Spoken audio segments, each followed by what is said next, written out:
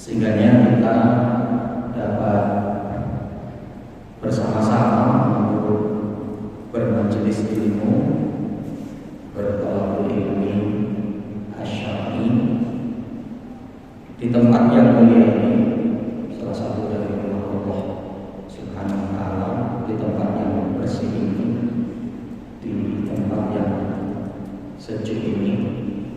Tentunya mudah-mudahan dengan fasilitas yang memadai, maka akan memberikan kemudahan juga bagi kita untuk mengkaji ilmu Allah, baik itu dalam Al-Quran maupun di dalam Sunnah yang disampaikan oleh Rasul kepada kita. Dan yang terlebih, mudah-mudahan Allah berikan kemudahan bagi kita untuk mengamalkan dalam kehidupan kita. Salawat dan salam semoga tercurah atas Nabi kita Muhammad Sallallahu Alaihi Wasallam, pada keluarga beliau, para sahabatnya, tabiin, tabiin, dan para senantiasa komitmen dalam menjalankan sunnah beliau sampai datangnya hari kiamat kelak. Allahumma la sahla illa ma ja'altahu sahla wa anta taj'alul hazna idza syi'ta sahla. Allahumma anfa'na ma 'allamtana wa 'allimna ma yanfa'una. Allahumma zidna ilma. Para ibu sekalian rahimani wa rahimakumullah, sebagaimana yang mungkin diumumkan atau diinformasikan, insyaallah di kajian ini kita akan mengkaji terkait dengan 4 konsep untuk memperbaiki diri seorang wanita muslimah. 4 konsep untuk memperbaiki diri seorang wanita muslimah.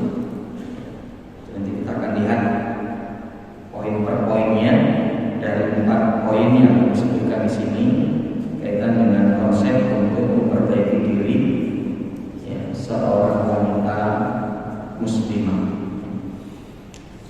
Para ibu sekalian rahimakumullah, tentunya bahwa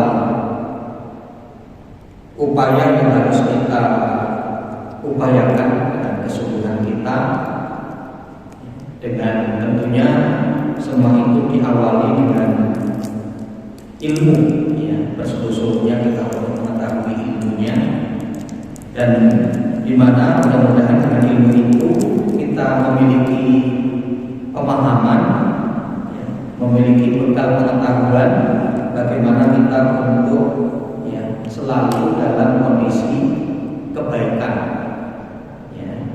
Selain kita setelah mendapatkan ilmunya, maka kita akan berupaya dengan ikhtiar, usaha maksimal kita.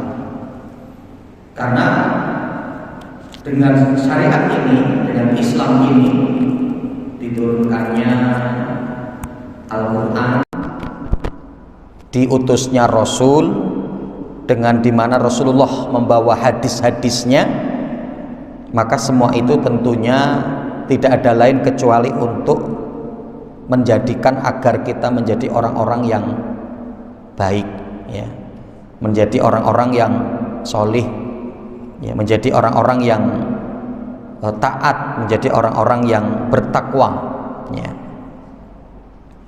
Nah, para ibu sekalian rahimakumullah, di sini disebutkan ada 4 hal, yang ini ditulis oleh Syekh Isom bin Muhammad Asyarif, dan nanti juga hal ini dinukil atau dituliskan juga oleh Imam Abu Bakar Jabir Al-Jazairi dalam kitabnya Minhajul Muslim, dan di situ pun juga disebutkan 4 hal, 4 hal. Hanya saja kalau di kitab Minhajul Muslim yang ditulis oleh Syekh Abu Bakar Jabir Al-Jazairi, itu beliau lebih memasukkan dalam kajian tentang adab seorang muslim pada dirinya sendiri, adab seorang muslim pada dirinya sendiri.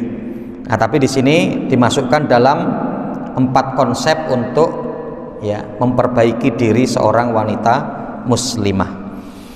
Apa 4 hal itu? Yang pertama adalah at-taubah, yaitu taubat, yaitu taubat. Di sini beliau pun menukil perkataan Imam Abu Bakar Jabir Al-Jazairi, ya, di mana yang dimaksud dengan taubat itu adalah meninggalkan segala bentuk dosa dan maksiat serta menyesali semua dosa yang telah lalu, sekaligus bertekad kuat untuk tidak kembali pada perbuatan dosa di masa yang akan datang, ya. Nah, itu taubatnya, meninggalkan segala bentuk dosa dan maksiat, meninggalkan segala bentuk dosa dan maksiat serta menyesali semua dosa yang telah lalu, serta menyesali semua dosa yang telah lalu, ya, sekaligus bertekad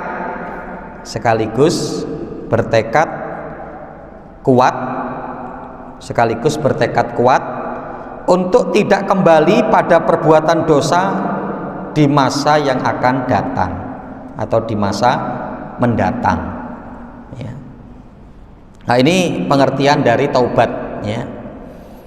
Artinya ini konsep pertama bagi seorang wanita muslimah untuk memperbaiki dirinya adalah dengan bertobat kepada Allah, ya. Tentunya memang ini yang perlu untuk diupayakan, ya. Jadi kalau adanya seorang yang tidak bertobat kepada Allah, berarti kan akan terus menerus, ya, akan terus menerus di dalam dosa, di dalam kemaksiatan, di dalam kemungkaran, ya. Itu yang akan menjadikan buruk seseorang, ya, akan menjadikan buruknya seseorang, ya. Maka dengan ketika dia kembalinya kepada Allah, bertobat kepada Allah, ya, karena nanti secara bahasa taubah itu kan artinya adalah ar-ruju' artinya kembali, ya, kembali kepada Allah, kembali kepada jalan yang benar, ya. Maka akan menjadikan seorang itu pasti menjadi benar lagi, ya. Apalagi dimana ketika dia bertobat kepada Allah itu dan tobatnya diterima oleh Allah, maka menjadi satu hal yang sangat istimewa dan kebahagiaan. Kenapa? Karena berarti dia tanpa memiliki dosa, dan ketika dengan itu kembali kepada Allah berarti tanpa membawa dosa. Di dalam riwayat Imam Tirmidzi, Rasul Shallallahu Alaihi Wasallam pernah mengatakan, "At-taibu minadzanbi kaman ladzan balahu." Orang yang bertobat dari dosa maka seperti orang yang tidak punya dosa. Ya, at-taib minadzanbi, orang yang bertobat dari satu dosa maka seperti orang yang tidak punya dosa. Ya. Lah kalau orang tidak punya dosa, yang ketika itu dipanggil oleh Allah, ya tidak ada balasan kecuali jannah, ya. Karena Rasul Shallallahu Alaihi Wasallam pun mengatakan, la yadkhulul jannah illa nafsun muslimatun, tidak akan dimasukkan surga itu kecuali jiwa-jiwa yang sudah bersih. Jadi kalau jiwa itu masih kotor, masih adanya dosa, masih adanya kemaksiatan, maka ini masih belum dimasukkan ke dalam jannah. Orang yang akan dimasukkan ke dalam jannah, surga, itu adalah mereka yang memiliki jiwa-jiwa yang bersih ketika nanti kembali kepada Allah Subhanahu wa taala, ya. Nah, jadi pasti ya, ketika seorang itu dalam kondisi bertobat kepada Allah, dia akan dalam kondisi kebaikan. Di sini ada beberapa dalil, ya, yang menunjukkan terkait dengan masalah taubat ini. Di antaranya dalam surat At-Tahrim ayat yang ke-8. Allah Subhanahu wa taala menyebutkan, a'udzubillahi minasyaitonirrajim, ya ayyuhalladzina amanu tubu ilallahi taubatan nasuha asa rabbukum ayyukaffiru ankum sayyi'atikum wa yudkhilakum jannatin tajri min tahtihal anhar. Wahai orang-orang yang beriman, bertaubatlah kalian kepada Allah dengan sebenar-benarnya taubat, ya, taubat nasuha, dengan sebenar-benarnya taubat, ya. Taubat nasuha itu Para ibu sekalian rahimakumullah, nanti dijelaskan oleh Imam An-Nawawi dalam kitab Riyadhus Shalihin, ya, bahwa tobat yang bisa dilakukan oleh seorang hamba itu ada 4, ya, ada 4 yang ketika itu 4 ini ketika terjadinya dosa seorang hamba kepada hamba, ya, 4, ya. Nanti di poin 3 poin 2, 3, 4, ya, itu khusus kepada Allah.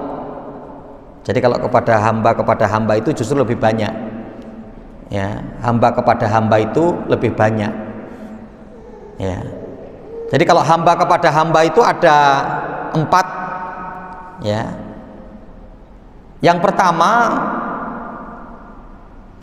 hendaklah seorang itu untuk mengembalikan kedoliman, ya, mengembalikan kedoliman. Jadi kalau pernah mengambil hartanya dipulangkan, ya. Kalau pernah menyakiti dengan kata-kata, dengan ucapan, maka untuk minta keriduannya dimaafkan, ya. Maka seperti ini kita untuk berhati-hati, kan Rasulullah pernah mengatakan secara khusus kaitan dengan dosa ghibah, menggunjing, ya. Yang diantaranya Rasulullah mengatakan, ya, wasahibul ghibah la yaghfirullah hatta yaghfirallahu sahibuhu, ya. Jadi ketika seorang melakukan dosa riba, dosa zina, itu antara dia dengan Allah, ya. Ketika dia bertobat kepada Allah, Allah terima, selesai. Tapi bagi pelaku hibah, Allah Subhanahu wa taala belum akan mengampuni dosa orang yang menghibah itu sampai yang dihibahi meridhoi. Kan lebih berat, ya, lebih berat. Ya, nah maka syarat tobat nasuha yang pertama yaitu kaitan dengan hamba kepada hamba untuk mengembalikan kedzaliman. Kalau ada kesalahan dia minta maaf, ya. Itu akan diterima oleh Allah sampai kalau orang tersebut itu sudah meridhoi, sudah memaafkan, sudah mengikhlaskan. Itu. Nah, kemudian ditambah yang berikutnya, ya. Yang ini antara hamba dengan Allah atau antara hamba dengan hamba juga, ya, yaitu ditambah dengan 3, ya. Yang pertama adalah an yandama an fi'liha, menyesal dari perbuatan dosanya, menyesali, ya, ini yang pertama. Kemudian yang kedua, an yakli'a anil maksiyah, untuk menjauhi, menyabut diri dari kemaksiatan. Maka diantaranya para ulama mensyaratkan kalau dengan bertobatnya kita dari satu dosa atau satu kemaksiatan yang memungkinkan kita akan kembali lagi, maka untuk hijrah, ya, untuk hijrah. Ya, kadang kan kita mendapati begitu, ya, seorang laki-laki dia serong di kantornya karena dengan teman kantornya, gitu kan. Yang istrinya itu kadang menjelaskan begitu, Ustadz, ini udah yang sekian kali, pernah waktu 1 tahun yang lalu dia minta maaf, nangis-nangis di hadapan saya, tapi akhirnya ngulangin lagi, Ustadz. Ya karena kerja satu kantor, kan gitu, ya. Maka diantaranya disyaratkan untuk apa? Hijrah. Ketika dia bisa untuk menjaga diri untuk tidak mungkin bertemu dengan wanita tersebut, ya monggo-monggo saja. Tapi kalau masih memungkinkan dan itu akan menjerumuskan, maka ya bismillah, minta dipindah tugas mungkin, atau dia cari pekerjaan yang lain, artinya begitu. Karena kalau enggak begitu, ya. Jadi untuk an yakli'a anil maksiyah, menjauh, mencabut diri dari kemaksiatan itu. Kemudian yang ketiga adalah an yakzima an la ya'uda ilaiha abadan, berazam kuat untuk tidak kembali kepada dosa dan kemaksiatan itu untuk selama-lamanya. Ya. Nah, jadi kalau terkait dengan hamba kepada hamba, 4 tadi ya. Ya. Kalau hamba kepada Allah cuman 3 di poin yang kedua, ketiga dan keempat. Ya, karena untuk poin pertama kan nggak perlu, karena seorang hamba dengan Allah, gitu ya. Tapi kalau antara seorang hamba dengan hamba, maka perlu ada poin yang pertama tadi. Ya, kalau adanya satu kedzaliman yang diambil, maka untuk dikembalikan. Ya. Ya. Nah, di mana pada ayat ini surat At-Tahrim ayat yang ke-8 Allah mengatakan begitu, wahai sekalian orang-orang yang beriman, bertobatlah kalian kepada Allah dengan tobat nasuha. Tobat nasuha syaratnya tadi itu. Asa rabbukum ayyukaffiru ankum sayyi'atikum, yang dimana Allah akan menghapuskan dosa-dosa kalian, keburukan kalian, wa yudkhilakum jannatin tajri min tahtihal anhar, sehingga kemudian Allah akan memasukkan kalian ke dalam surga yang mengalir di bawahnya sungai-sungai. Ya, yang mengalir di bawahnya sungai-sungai.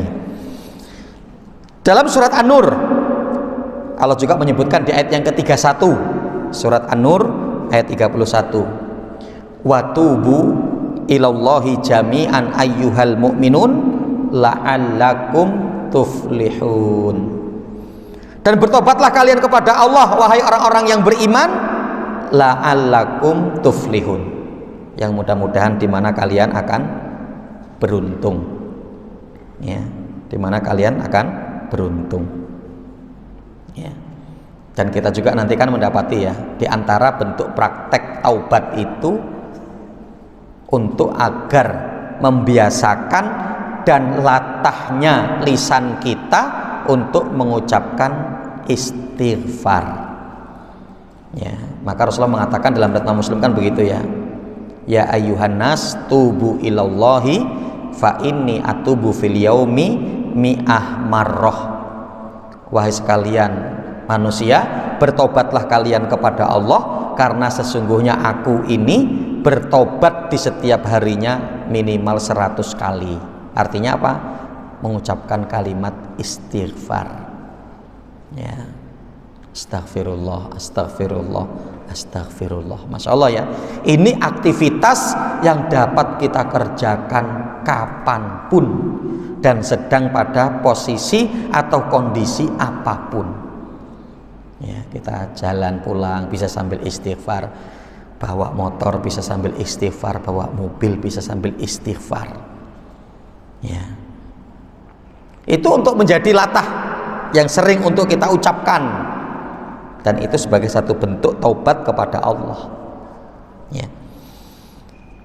Di sini ada satu ungkapan yang disampaikan oleh sahabat Umar Ibn Khattab dan Ubay bin Ka'ab, yang beliau mengatakan taubat nasuha adalah bertobat dari dosa kemudian tidak mengulanginya lagi, sebagaimana air susu tidak dikembalikan ke dalam puting, ya.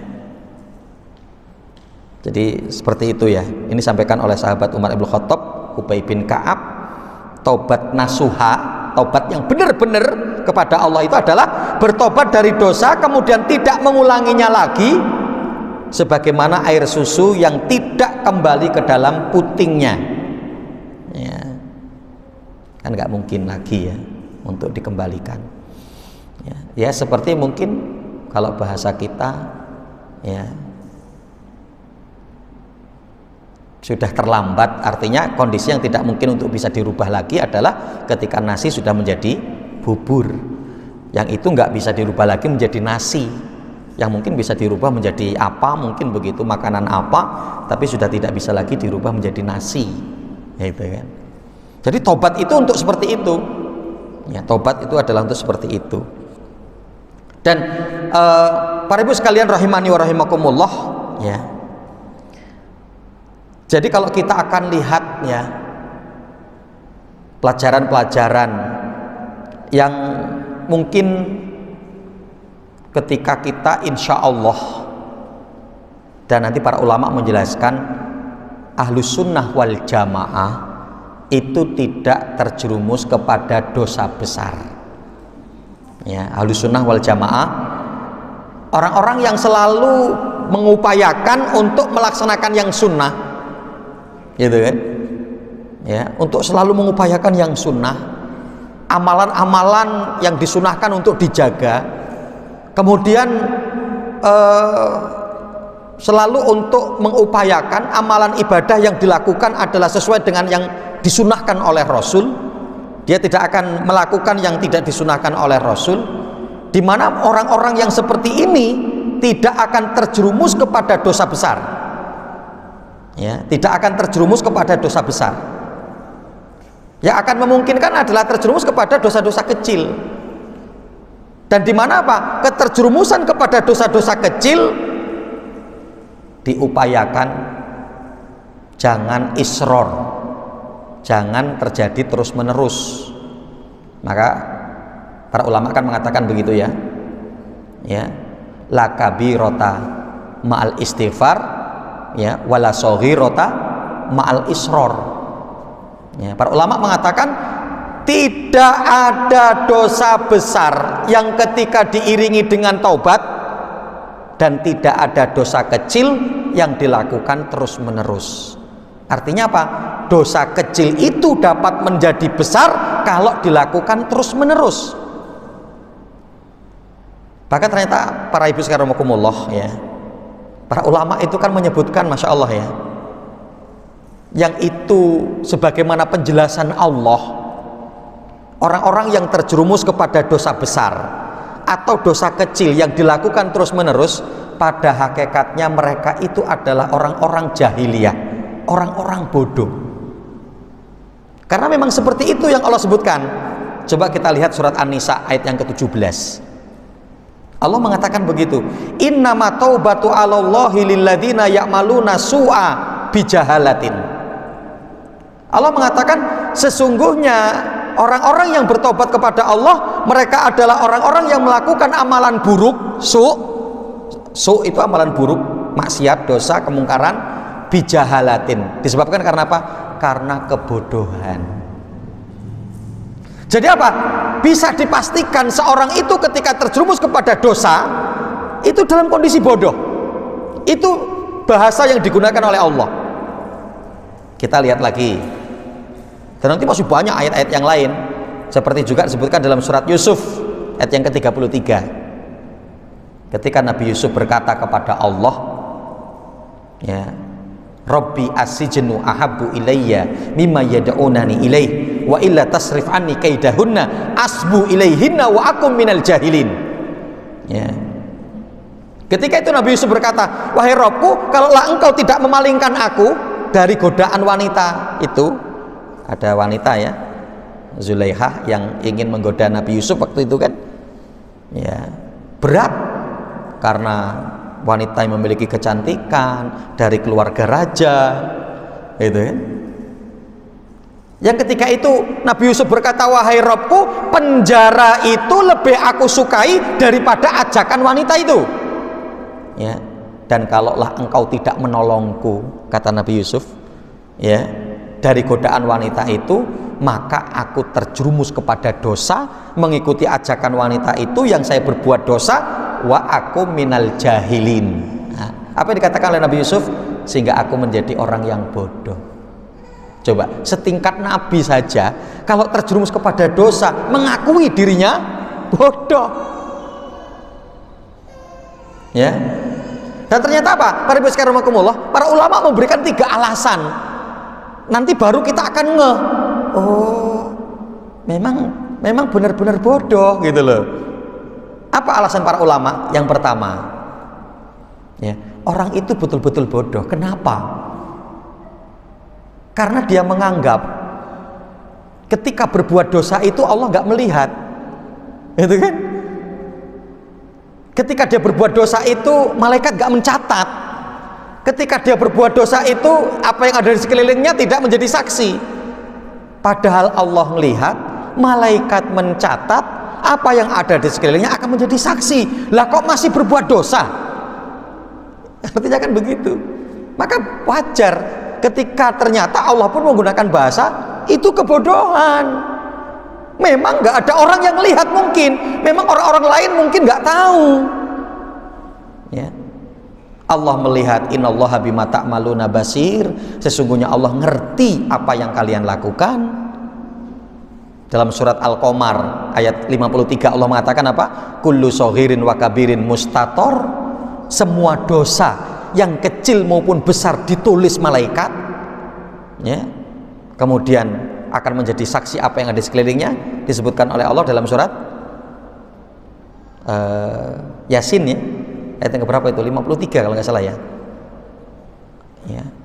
Al-yauma nakhtimu ala afwahihim wa tukallimuna aydihim wa tashhadu arjuluhum bima kanu yaksibun.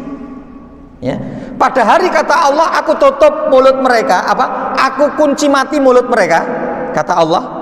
Mulut ini nggak bisa ngomong, karena mungkin nanti kalau bisa ngomong dia akan dusta. Oh, saya nggak melakukan itu, saya nggak pernah melakukan itu, benar saya nggak pernah melakukan itu, mungkin akan begitu. Maka ditutup oleh Allah. Yang akan ngomong apa? Tangan kita nanti akan ngomong, dulu melakukan ini, dulu berbuat seperti ini, dulu melakukan pelanggaran seperti ini. Wa tashhadu arjuluhum, kaki membenarkan, oh iya benar, saya saksinya. Bima kanu yaksibun, dari apa yang mereka kerjakan. Ini alasan kenapa kok kemudian orang yang masih terjerumus kepada dosa kemaksiatan dikatakan jahil, dikatakan bodoh? Karena itu dia merasa aman kalau Allah tidak melihat padahal Allah melihat. Dia merasa aman malaikat tidak mencatat padahal malaikat mencatat. Dia merasa aman dari lingkungan tidak untuk menjadi saksi padahal apa yang ada di lingkungan dia ketika berbuat maksiat nanti akan menjadi saksi, akan berbicara di hadapan Allah. Alasan pertama. Alasan kedua, ya. Alasan kedua, ya, kenapa seorang itu dikatakan bodoh? Karena dia sedang merusak perkara-perkara yang sangat urgen dalam hidup dia, dalam diri dia. Dia sedang merusak dengan maksiat dan dosa yang dia lakukan itu. Dia sedang merusak apa yang ada pada diri dia, hal-hal yang sangat urgen. Minimal 3 perkara yang urgen itu, para ibu sekalian rahimakumullah. Pertama, iman. Apakah kemaksiatan akan berpengaruh kepada iman? Iya. Mengurangi iman, mengurangi kualitas iman kemaksiatan yang kita lakukan itu. Maka Ahlussunnah wal Jamaah kan sepakat, ya, al imanu yazidu wa yanqus, yazidu bi ta'ah wa yanqusu bil maksiyah. Iman itu bertambah dan berkurang, bertambahnya dengan ketaatan kepada Allah, berkurangnya dengan maksiat. Jadi ketika seorang itu bermaksiat kepada Allah, dia sedang merusak imannya. Itu padahal perkara yang penting, iman itu pada diri kita. Ya. Perkara penting lagi pada diri kita apa? Yang kedua, rizki. Semua kita butuh rizki. Semua berusaha bergerak untuk mencari rizki. Tapi apa? Disebabkan karena kemaksiatannya, disebabkan karena dosanya, menjadikan rizki itu menjadi seret. Itu yang dikatakan oleh Rasulullah dalam hadits Muslim. Rasulullah mengatakan apa? Ya, innallaha la yahrumu rizqa, ya, bi abdin bidan bin yusibuhu. Rasulullah mengatakan, sungguh Allah akan betul-betul mengharamkan rizki kepada seorang hamba disebabkan karena dosa yang dia lakukan. Ya, jadi berpengaruh. Ya, jadi benar-benar, ya, sampean merusak iman kalau maksiat. Sampean kalau bermaksiat menjadikan rezeki seret, kan nggak mau. Lah kenapa masih dilakukan, kan gitu, ya. Inilah kebodohannya. Kemudian perkara yang penting lagi apa, Bu? Ya, keluarga. Akan berdampak kepada keluarga. Maksiat dan dosa kita itu akan berdampak kepada keluarga, kepada istri, anak, kepada suami. Ya. Maka Rasulullah kan pernah mengatakan begitu, ya. Mantaroka, ya, sholatul asri, ya, ka'annahu wutiro ahluhu wa maluhu. Rasulullah mengatakan, barang siapa yang berani meninggalkan sholat asar, berarti kan maksiat dia karena nggak sholat asar, atau dia tidak mengerjakan sholat asar berjamaah di masjid padahal laki-laki, berarti bermaksiat kepada Allah. Yaitu apa? Orang yang seperti itu, kata Rasulullah, seolah-olah dia ditinggal oleh keluarga dan hartanya. Kenapa Rasulullah menyebutkan harta dan keluarga? Ini yang paling kita cintai dalam hidup. Coba kita bayangkan kalau ternyata harta kita jauh dari kita, kemudian keluarga kita jauh dari kita, ya, itu adalah satu musibah besar. Seolah-olah kita nggak punya siapa-siapa kan? Artinya para ibu sekalian, untuk apa kita punya harta banyak kalau ternyata keluarga kita menjauh dari kita, keluarga kita benci dengan kita, kan?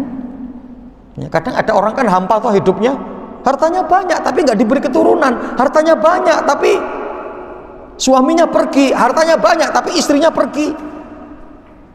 Apa kebahagiaan yang akan kemudian dia andalkan meskipun dia punya harta yang banyak? Atau juga kadang sebaliknya, ketika seorang punya keluarga, punya anak, punya istri tapi nggak punya harta, itu kan? Susah hartanya, yang itu tidak jarang menjadikan seorang bisa menjadi kufur, kan begitu kan? Disebabkan karena tidak punyanya harta tapi memiliki keluarga yang kalau tidak kuat imannya, ya. Kemudian alasan yang ketiga, itu alasan yang kedua, kenapa kok digolongkan orang terjerumus kepada perbuatan dosa itu sebagai satu bentuk kejahiliaan, kebodohan?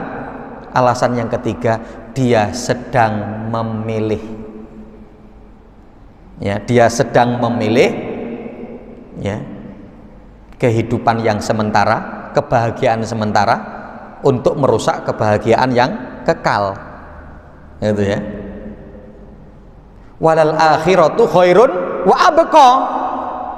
Padahal akhirat itu lebih baik bagimu dan lebih kekal. Maka apa? Jangan sampai kamu kotori, kamu rusak akhiratmu dengan kemaksiatan yang cuma sebentar.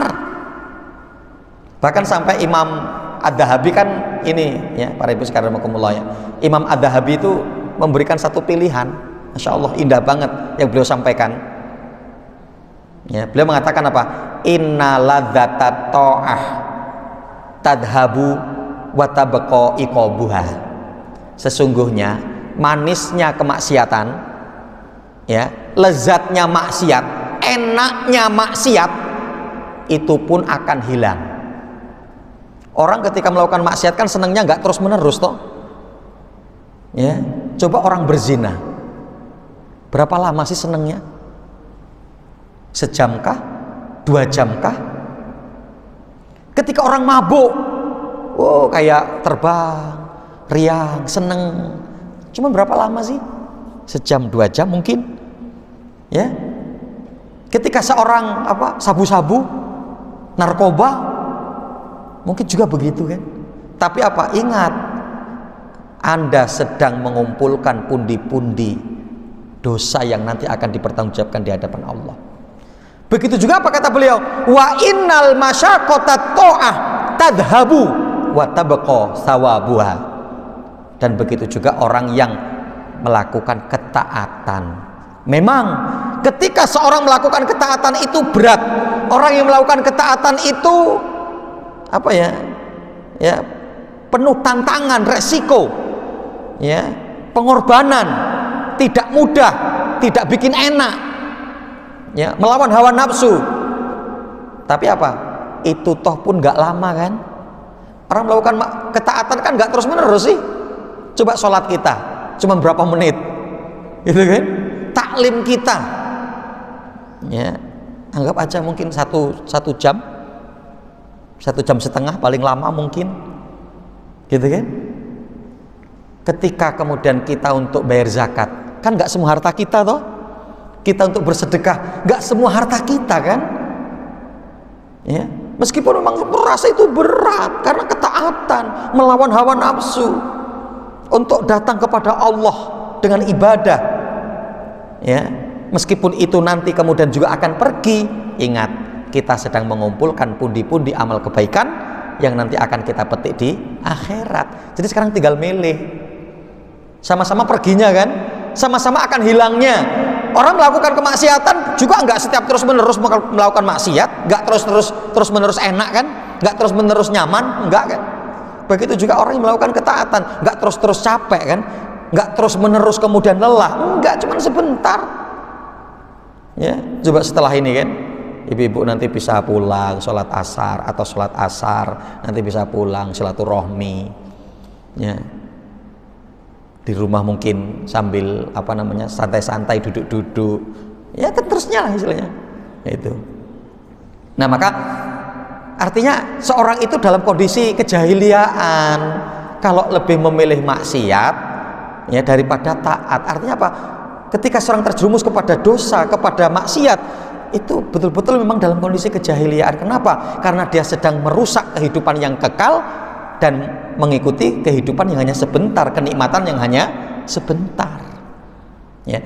Nah, para ibu sekalian rahimakumullah, kemudian kita yang paling baik, ya tadi ya, yang mudah-mudahan insya Allah kita sebagai ahlus sunnah wal jamaah, maka kita tidak terjerumus kepada dosa besar. Nah, yang memungkinkan kepada dosa-dosa kecil ini, yang mudah-mudahan juga kita terlindung agar tidak isror, tidak terus-menerus dalam melakukan dosa kecil. Maka apa? Di antaranya kita dapat melihat ya, bertobat itu dari perkara yang dohir dari anggota badan kita. Para ibu sekalian rahimakumullah, pelajarannya apa? Dari anggota wudhu kita. Masya Allah ya, dari anggota wudhu kita. Dan itu rangkaian yang banyak kita gunakan untuk berbuat dosa yang mungkin ya kaitan dengan dosa kecil itu kan. Coba ketika wudhu ya, basuh tangan, dosa tangan ya, mungkin dosa mencubit, memukul, ngambil yang bukan hak kita. Maka dengan berwudu itu kan kita bersihkan tangan kita, kumur-kumur dosa mulut, ya kan, ya, dosa mulut, istinsyak dari dosa hidung, kemudian cuci muka. Cuci muka itu meliputi mata, ya kan begitu kan? Di antaranya kita bisa untuk menengok ketika kita ingin, saya ini terjerumus kepada dosa-dosa apa saja ya gitu ya. Nah ini bisa kita tengok anggota badan wudhu kita, anggota wudhu kita ini ya. Mana yang kemudian nanti masih dominan untuk melakukan dosa, maka untuk segera kita bertaubat. Karena kan mungkin dari kita beda-beda ya. Ada yang mungkin dosanya banyaknya dengan lisan, ada yang mungkin dosanya banyaknya dengan tangan, mungkin ada banyak yang dosanya dengan mata, macam-macam, beda-beda setiap kita ya. Kemudian basuh telinga ya, kita untuk ingat dosa yang dilakukan oleh telinga ya. Kemudian kaki kita yang terakhir yang untuk kita basuh, dosa kaki kita ketika melangkah kepada yang tidak diridhoi oleh Allah, yang dimurkai oleh Allah.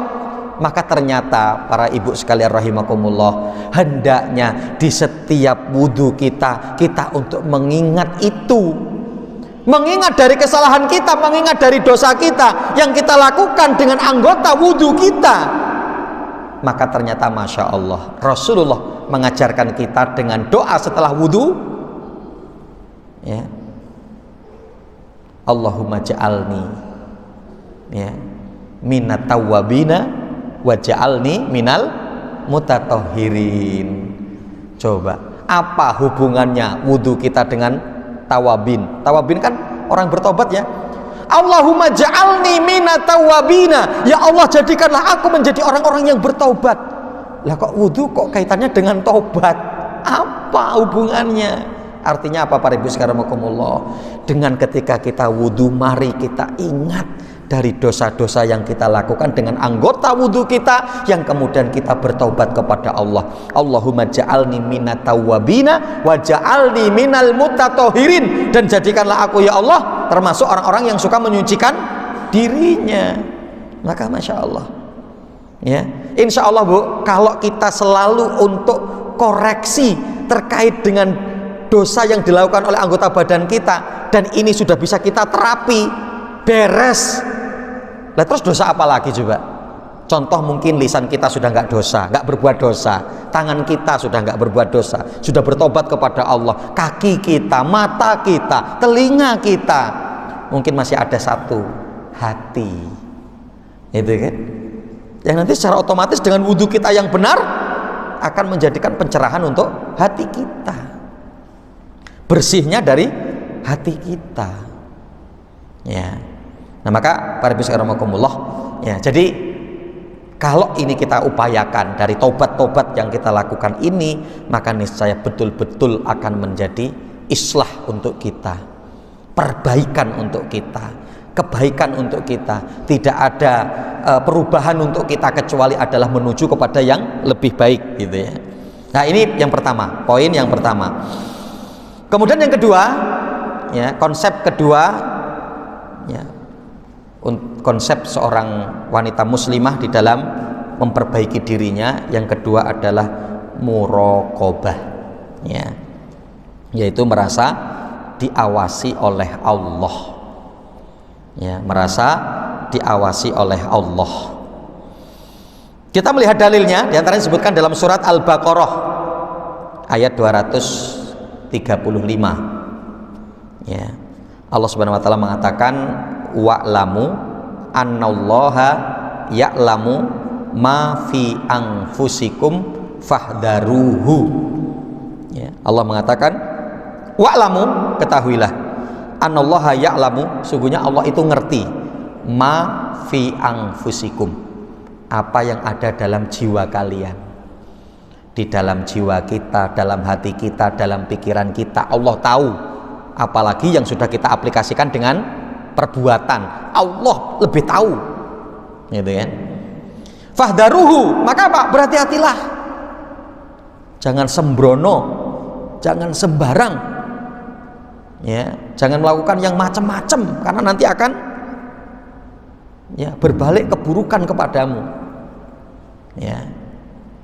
Jadi Allah ngerti ma fi anfusikum, apa yang ada di dalam jiwa kita, ya, apalagi yang sudah kita aplikasikan dengan perbuatan, maka Allah Subhanahu wa taala tahu, ya. Maka ini akan menjadi apa? Muraqabah, kita merasa diawasi oleh Allah, ya. Dalil dalam hadis, ya, di mana ketika Rasul sallallahu alaihi wasallam mengatakan, anta budallah ka'annaka tarahu fa in lam takun tarahu fa innahu yaraka. Di antaranya ketika Rasul ditanya oleh malaikat Jibril tentang ihsan, ya, apa itu ihsan ya Rasul? Maka Rasulullah mengatakan, anta budallah ka'annaka tarahu fa in lam takun tarahu fa innahu yaraka. Engkau beribadah kepada Allah seolah-olah engkau melihat Allah. Kalau engkau tidak bisa melihat Allah, yakinlah Allah melihat kamu, Allah melihat kita, ya. Sehingga ini yang akan membimbing kita, ini sehingga yang akan menggiring kita untuk selalu di dalam kebaikan, di dalam kebenaran, yang tidak akan kita menyimpang, nyeleweng, kita berbuat keburukan, kejahatan. Karena apa? Allah selalu mengawasi, ya. Bahkan nanti sebagian para ulama, para ibu sekalian, ya. Jadi ketika ketika menafsirkan Bismillahirrahmanirrahim, Bismillah dengan menyebut nama Allah, ya, itu ada beberapa makna, ada sekitar, kalau tidak salah para ulama menyebutkan ada sekitar 14 arti Bismillah itu, cuman kata-kata Bismillah, ya, ada beberapa arti. Di antara artinya itu adalah al-muraqabah, ya, wal musahabah. Jadi apa? Kita merasa kita muraqabah dan musahabah. Musahabah itu kayak ada yang nemeni kita terus, gitu. Jadi setiap kita aktivitas yang dimulai dengan bismillah, maka berarti apa? Bahwa kita merasa meskipun kita ketika itu sendiri, tapi kita tidak sedang sendiri. Kenapa? Adanya musahabah. Musahabah itu sohib, teman, ada yang menemani kita. Lah kalau segala aktivitas kita sudah begitu kan, maka Masya Allah, yang disunahkan, diperintahkan pun kita di setiap aktivitas kita untuk minimal mengucapkan bismillah kan, yang Rasulullah mengatakan begitu kan? Ya, kullu amalin la yubda'u bi bismillahi fahuwa aqta. Ya, nanti ada riwayat yang lain mengatakan fahuwa abtar, tapi itu dikatakan dhaif, lemah di kalangan para ulama.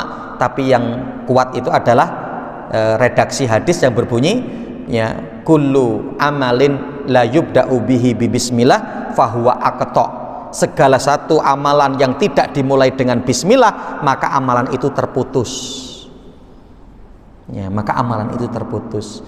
Maka setiap aktivitas kita mengucapkan bismillah, maka Masya Allah. Ya. Artinya apa? Ketika kita mungkin mengajar bismillah, nggak akan mungkin kita mengajarkan yang buruk, ya kan? Ya, bahkan kadang ya sampai kepada memberikan tanda tangan yang nggak bener, itu kan? Minta tanda tangan apa? Ternyata itu untuk menyairkan tender yang nggak jelas, dananya yang aslinya sekian tapi ditinggikan menjadi sekian. Ya, kalaulah dia ketika mau menulis mau bertanda tangan itu bismillah, sayangnya dia nggak jadi untuk tanda tangan. Lah kenapa?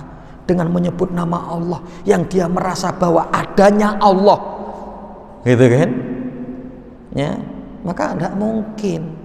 Ya, atau sekarang sudah zaman kontemporer gitu ya, orang mau maksiat bismillah juga gitu ya. mau maksiat bismillah, buka kunci motor dikunci bismillah, cetek bisa lari kan gitu ya, baca bismillah juga gitu ya. Ya. Nah maka para ibu sekalian rahimani wa rahimakumullah, ya, jadi Masya Allah termasuk dalam pelajaran dalam Al-Fatihah kita ya, kalimat bismillahirrahmanirrahim atau di kalimat bismillah itu adalah muraqabah wa musahabah. Masya Allah ya. Jadi seyogianya setiap kita melakukan aktivitas yang kita mulai dengan bismillah, maka kita merasa ada yang membersamai kita, yaitu Allah Subhanahu wa taala. Nah, ini kaitan dengan poin yang kedua, muraqabah. Kemudian yang ketiga, ya, muhasabah. Ya, adab ya, atau di mana konsep ya untuk memperbaiki diri seorang wanita muslimah ya adalah muhasabah. Introspeksi diri. Ya, selalu menghitung-hitung akan amalnya, ya.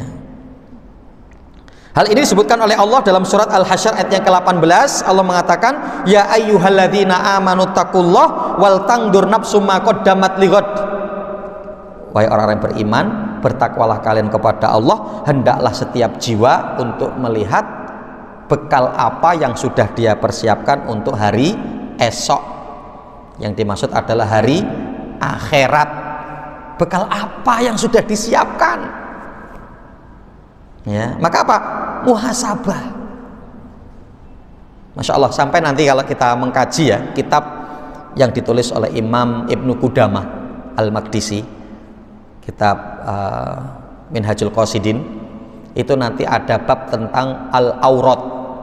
Al-aurat itu wirid-wirid, ya, lebih nanti di situ bukan hanya menjelaskan tentang masalah doa-doa atau wirid yang bisa kita lakukan, tapi juga aktivitas ibadah mulai dari terbitnya fajar nanti sampai mau tenggelamnya matahari. Ya. Jadi sampai nanti malam, sampai nanti pada amalan malam ada. Jadi diantaranya apa? Ketika sudah dari waktu asar sampai matahari menguning, ya, matahari menguning berarti sudah mau tenggelam. Ya, disitulah untuk banyak-banyak bermuhasabah, apalagi ketika sudah masuk waktu sholat maghrib. Di situ juga tempat untuk bermuhasabah. Yang beliau mengatakan apa? Tengoklah amalanmu pada hari itu, ya. Tengoklah amalanmu pada hari itu, ya. Kalau di mana kamu mendapati, ya, banyaknya ketaatan, bahkan mungkin bisa dikatakan maksiat nggak ada, ya, maka bersyukurlah kamu kepada Allah Subhanahu wa taala, ya. Berarti kamu masuk dalam malam hari dalam kondisi yang nyaman, dalam kondisi yang tenang, ya. Tapi kalau ternyata kamu merasa ketika matahari mau tenggelam, atau ketika kemudian matahari sudah tenggelam setelah sholat maghrib, kamu mendapati amalanmu masih sedikit, kemaksiatanmu lebih banyak, maka bersegeralah kamu bertobat kepada Allah, dan amalanmu tutupi dengan amalan-amalan sunnah yang dapat kamu maksimalkan di malam hari. Ya, dengan apa? Ya mungkin dengan qobliyah maghrib, ba'diyah maghrib. Dengan apa? Dengan qobliyah isya, ba'diyah isya. Dengan apa? Sholat malam kita. Dengan apa? Ya, dengan sholat witir kita. Itu. Kenapa? Kemudian beliau menukil firman Allah, innal hasanati yudhibna sayyiat. Karena sesungguhnya amal kebaikan dapat menghapuskan amal keburukan. Ya. Jadi Masya Allah, para ibu sekalian rahimakumullah. Lah kalau itu yang selalu kita lakukan sore hari begitu, apa kita nggak menjadi orang yang benar gitu loh? Nggak kemudian setahun sekali muhasabah, nggak. Bahkan disampaikan oleh seorang tabi'in, Maimun bin Mahron, ya, seorang tabi'in Maimun bin Mahron, yang beliau mengatakan apa? Ya, la yakunul abdu taqiyan hatta yakuna linafsihi, ya, asyaddu muhasabatan, ya, minasyarik as-sahih li syarikatihi. Beliau mengatakan apa? Seorang hamba itu belum dikatakan dia bertakwa kepada Allah sampai menjadikan apa? Muhasabah untuk dirinya itu lebih banyak dari dua orang yang mereka berkompromi untuk satu bisnis atau satu usaha. Ya. Jadi kadang-kadang orang gitu ya, kalau mereka untuk bekerja sama dalam bisnis, bekerja sama dalam usaha, itu ngeceknya itu sering banget itu. Ya, takut rugi, takut nggak dapat keuntungan, takut nanti ternyata malah memakan modal. Maka terus dicek, ya, dihitung-hitung gitu loh. Nah, seorang yang bertakwa itu untuk perkara ini harusnya lebih. Maka konsep Imam Ibnu Qudamah tadi ya begitu, di sore hari muhasabah. Bahkan pesan dari sahabat Umar Ibn Khattab, beliau mengatakan apa? Hasibu anfusakum qabla an tuhasabu. Hitung-hitung dulu amalmu, ya, berapa kebaikanmu yang sudah kamu siapkan, keseriusanmu dengan amal kebaikan, kesungguhanmu dengan amal soleh itu sudah sejauh mana, ya, dan dosa-dosa apa yang masih kamu lakukan, ya, untuk ditinggalkan. Maka diantaranya apa? Para ibu sekalian rahimakumullah, karena buah muhasabah itu adalah taubat. Itu buah muhasabah itu adalah taubat. Orang yang muhasabah dia tahu akan kekurangannya, maka dia kemudian bertaubat kepada Allah. Mana yang ketika itu masih israr kepada pelanggaran, maksiat, dosa, maka dia untuk bertaubat. Mana pada poin-poin yang belum maksimal dia kerjakan, maka untuk dikerjakan. Kalau nggak ada muhasabah, kita nggak ngerti. Para ibu sekalian rahimakumullah, kalau kita nggak muhasabah, kita nggak ngerti, ya. Jadi kalau kita nggak muhasabah, kita nggak ngerti. Ya coba kalau kita bermuhasabah, ya, dari amalan yang ada kita runtutkan. Oh iya, rawatib saya masih lemah. Oh iya, infak subuh saya masih lemah. Oh iya, ya, duha saya masih lemah.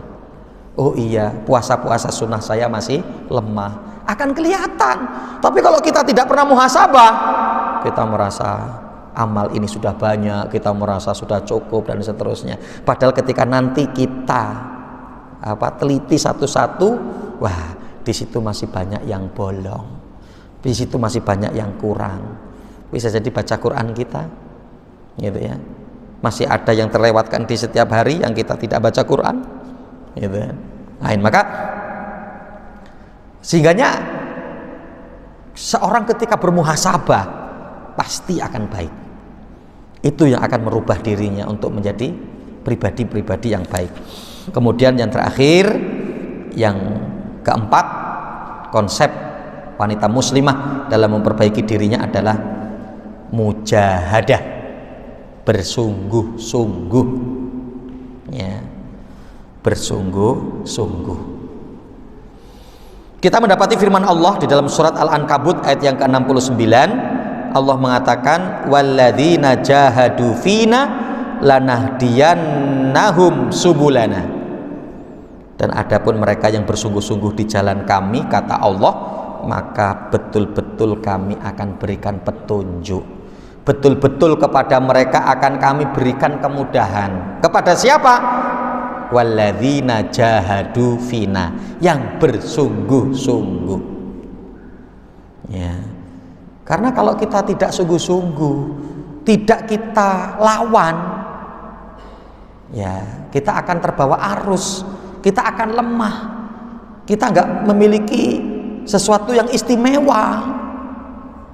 Ya, memang harus apa? Sungguh-sungguh. Ya. Bahkan Imam Abu Bakar Jabir Al-Jazairi itu pernah mengatakan, ya, inna nafsa miyalatun anil kasli minal khairat. Sesungguhnya tabiat, ya, pembawaannya jiwa itu malas dari melakukan amal kebaikan. Malas. Tabiatnya, aslinya jiwa itu malas untuk melakukan kebaikan. Ya. Maka kan begitu, Bu, ya. Kita mendapati dalam surat Asy-Syams kalau tidak salah itu, ya. Dan itu sebenarnya sudah kita pernah kaji, ya. Di mana ketika Allah mengatakan wan nafsi wa ma sawwaha fa alhamaha fujuraha wa taqwaha. Qad aflaha man zakkaha wa qad khaba man dassaha. Dan demi jiwa, ya. Wan nafsi wa ma sawwaha. Ya, dan demi jiwa yang dimana diberikan kelapangannya, keluasannya, dan kami beri, kata Allah, kepada jiwa itu potensi fujur, buruk, dan potensi takwa, gitu. Nah, kita di dalam memahami ini jangan salah, gitu kan? Maksudnya apa? Loh, Allah itu kenapa sih, ya, kok menciptakan perbuatan buruk? Gitu loh. Lah kalau Allah sayang sama kita, sudahlah, jiwa kita itu hanya ada takwanya saja, nggak usah ada buruknya, nggak usah ada fujurnya. Ya. Para ibu sekalian rahimakumullah, ya. Jadi dengan adanya fujur, takwa, ya, yang itu menjadi sifat tabiat yang dimiliki oleh manusia. Gitu. Yang dengan adanya sifat fujur, sifat dosa, sifat keburukan, itu dimana sebetulnya agar manusia tidak melakukan itu, agar itu nanti dipersempit, maka akan muncul lawannya, maka akan muncul takwanya, ya. Karena kalau kita tidak tahu fujur, maka kita nggak tahu takwanya apa. Kan contoh begini, Bu. Takwa itu adalah sabar, fujurnya amarah, mungkin kan itu, ya. Lawannya, lawan dari buruknya, ya. Kemudian rendah hati, itu kan takwanya. Fujurnya sombong, kan begitu, ya. Kemudian takwanya as-sidqu, jujur. Fujurnya al-kadzib, dusta, kan begitu, ya. Jadi dengan adanya ini tidak kemudian, loh kan Allah sudah menciptakan fujur, perbuatan buruk, maka apa? Yaudah tak milih itu, kan nggak begitu. Artinya ini untuk ditekan, maka untuk ditinggikan takwanya tadi. Maka dengan itu kita tahu ketika kemudian munculnya sabar, itu, ya, karena kita sedang mengalahkan amarah, itu. Dan sebaliknya, ketika kemudian sedang muncul fujur, amarah, maka untuk kita munculkan sabar. Ketika sombong muncul, maka munculkan yang lebih tinggi adalah rendah hatinya. Gitu. Nah, jadi konsepnya itu adalah seperti itu, ya. Dimana kita untuk mengerem dari perkara yang fujur, kita untuk tinggikan takwa, perbuatan-perbuatan yang baik, ya. Dan masya Allah, Allah mengatakan qad aflaha man zakkaha, beruntung orang yang dapat meninggikan takwanya sehingga fujurnya dipres, gitu kan. Dan sebaliknya, waqad khaba man dassaha, celaka yang mengotori dengan dosa, yang mengotori dengan keburukan, ya. Nah, maka apa para ibu sekalian rahimakumullah, perlu mujahadah, kesungguhan. Bahkan para ulama pun mengatakan begitu, ya, inna a'da'an nas, ya, wa huwa allati baina janbaihi wa huwa nafsuhu allati baina janbaihi.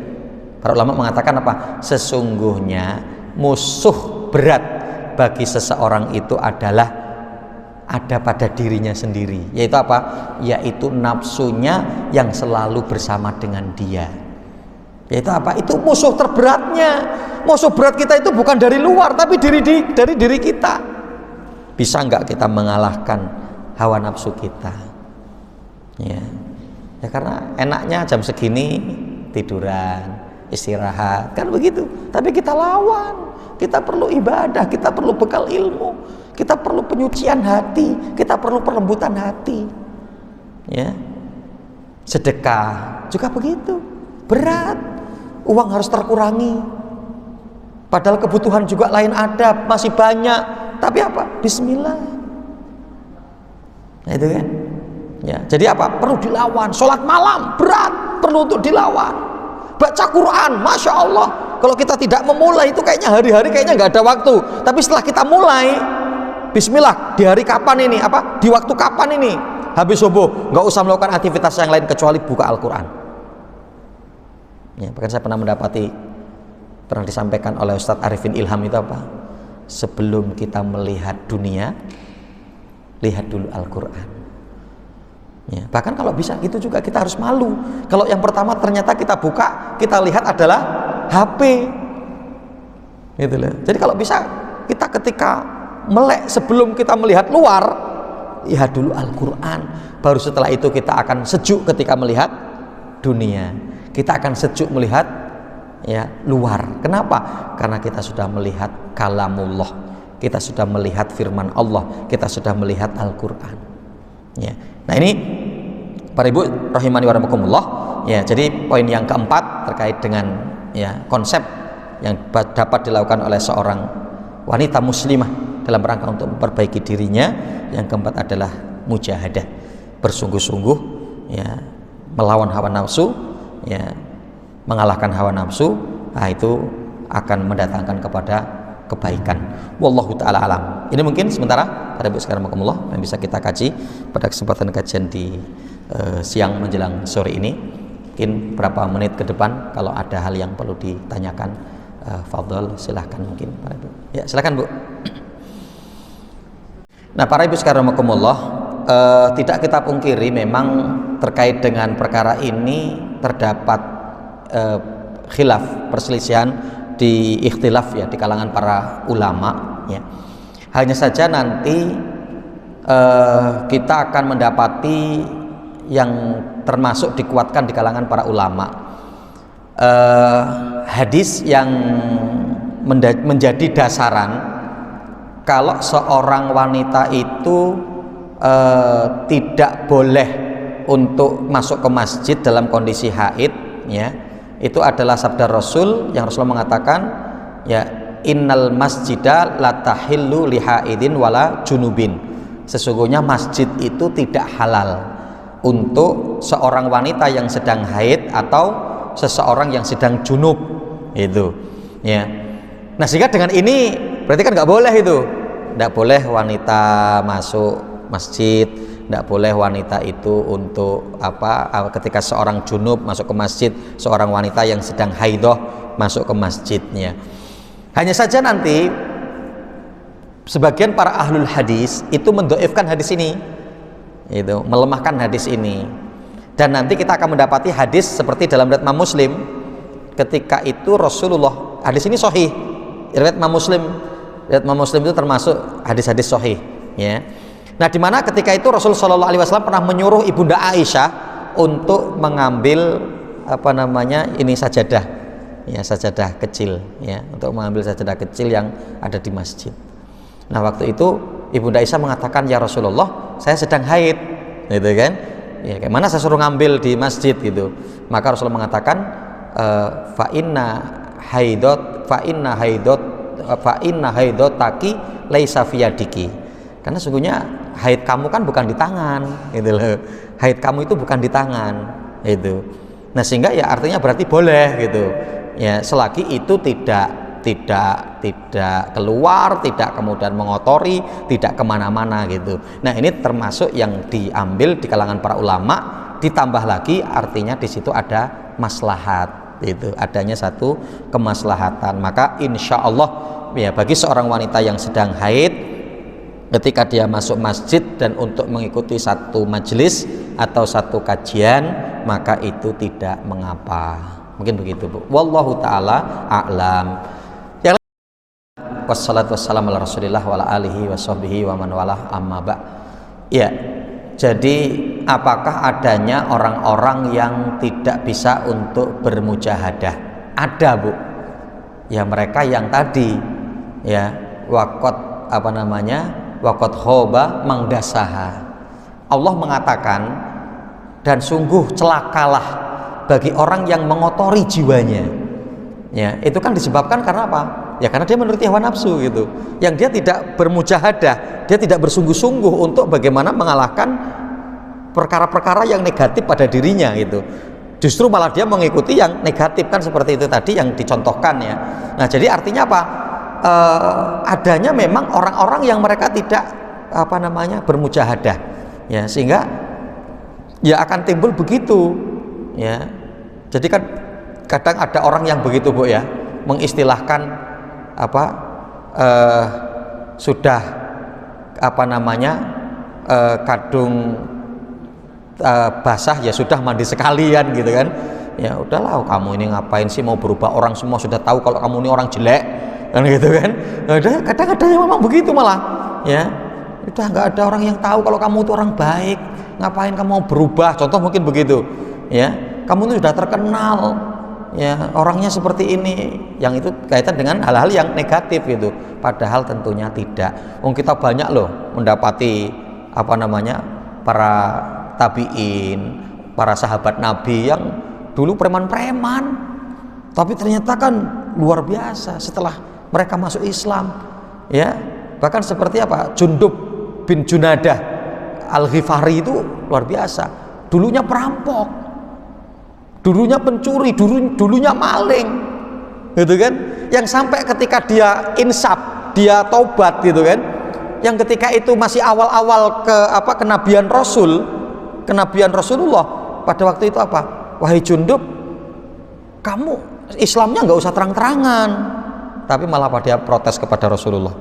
Ya Rasul, wong saya ngerampok itu terang-terangan, saya itu dulu itu menjadi pencuri itu terang-terangan. Siapa yang nggak ngerti tentang saya? Kata dia seperti itu. Ya, siapa yang nggak ngerti tentang saya? Sehingganya saya pun ingin berislam, saya harus terang-terangan. Gitu. Jadi sampai seperti itu gitu loh. Artinya semangatnya dia nggak mau kalau ketika maksiatnya terang-terangan, kemudian masuk Islamnya kebaikannya rahasia. Nggak mau dia. Tapi kan ternyata betul-betul menjadi orang baik gitu kan, menjadi sahabat Nabi. Ada juga kalau tidak salah Fudail bin Iyad, seorang tabiin, Bu. Dulu itu sampai pokoknya orang ngerti kalau lewat di sana hati-hati, bahkan kalau jam sekian itu kalau bisa udah nggak usah lewat sana. Karena nanti kalau ada Fudail bin Iyad, maka udah selesai kita, dirampok kamu, gitu kan, habis hartamu, ya. Tapi ternyata ya, setelah kemudian insaf, tobat kepada Allah, menjadi dari kalangan kibaru tabi'in yang luar biasa keilmuannya, kesungguhannya, karena disebabkan adanya mujahadah. Jadi adanya orang-orang yang memang lemah di dalam mujahadahnya, sehingga dia lebih menuruti hawa nafsunya, lebih menuruti dari perkara yang negatifnya, ya, yang dia tidak mampu untuk bermujahadah, untuk melawan dari perkara-perkara yang negatif itu. Mungkin begitu, Bu. Wallahu taala alam.